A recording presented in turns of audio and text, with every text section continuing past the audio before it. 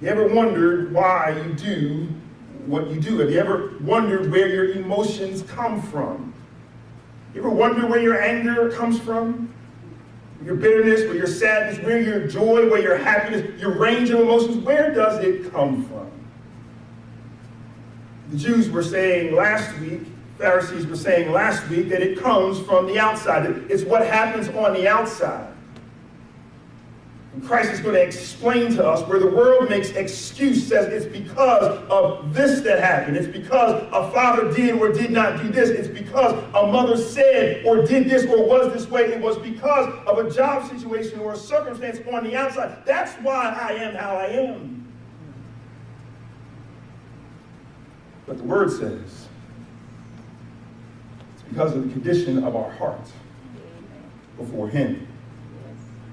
The world makes excuse, and Christ makes explanation. It's the heart.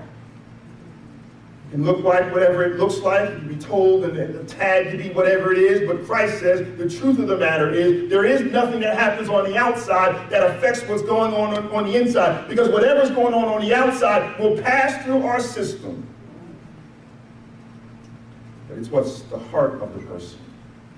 What is coming out of the heart. And that is what we want to talk about here today. I want to talk about what's coming out of the heart of a disciple. I want to examine and talk about if our heart is totally devoted to Christ. We've had a good time, I'll call it a good time, in our Bible studies this week.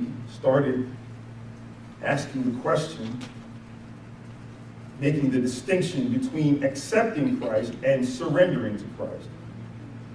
We talked about the challenge of how we even in the church extend salvation. You have to come to Bible study to get the full picture.